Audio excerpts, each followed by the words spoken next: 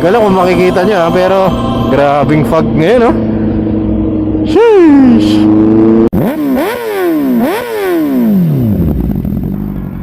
So yun, nagpakabit tayo ng RFID para kay Sunny. Si Sunny na nga pala ang name nito.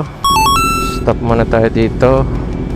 Sana mabasa. Ang hirap kasi magtanggal ng gloves tapos magbabalik ulit. Hindi pa natin napapa-installan ng tank, tank bag. May tank bag tayo sa bahay. Flange na lang pala ang kailangan. Yan. Sana mabasa. Yun, let's go. 500 lang muna.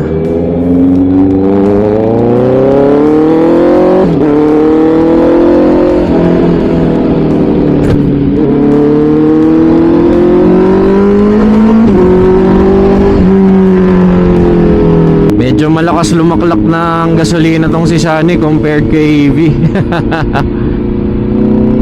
Naka-remap na kasi.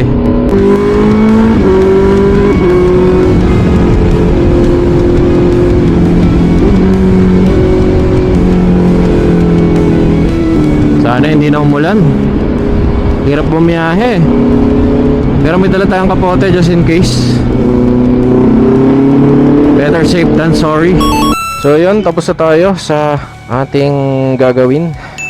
Nakakuha na tayo ng RFID ng North at South. So kung taga Maynila kayo, ito na ang pinakasiguro okay para may side trip kayo na pupuntahan.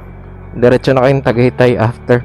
So ito pala ang ating unang long ride kasama si Sunny na may 2 bars na lang ang natitirang gas. So 311 na yung natakbo natin simula nung nakuha natin siya. Kaya ako yan ginawang ganyan para makita natin kung kailan siya magpapa-change oil ulit. Ang hirap lang pindutin ng signal light, ha.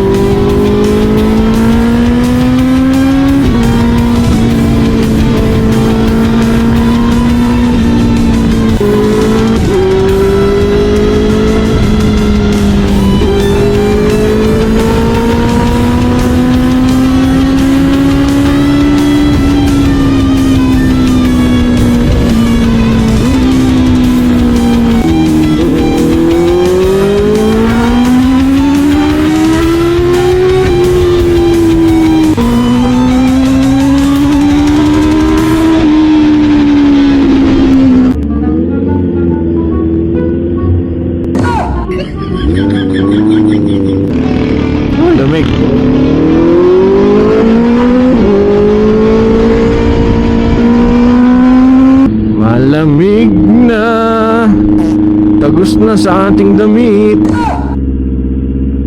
Yan, nasa Tagaytay na tayo. Nakaabot ka na dito, Sunny.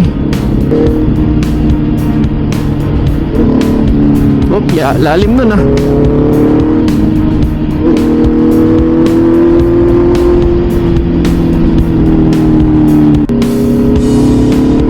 Lamig.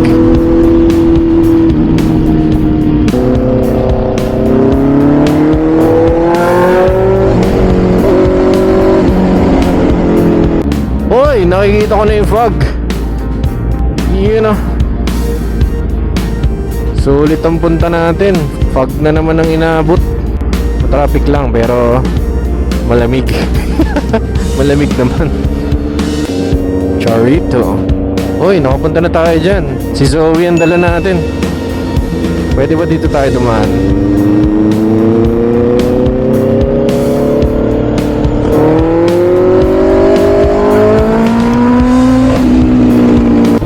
Lamig sa...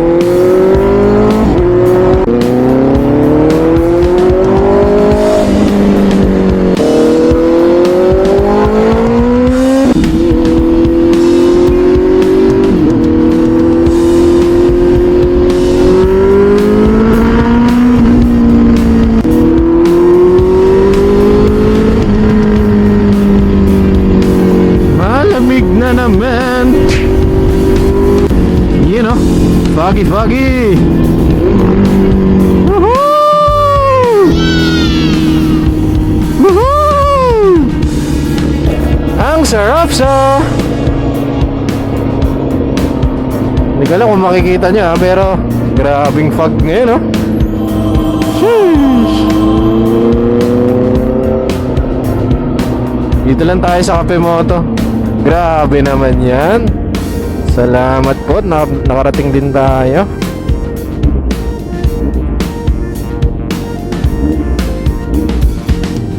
Dito na lang tayo. Yeah. So, wakas, nakarating din ang foggy.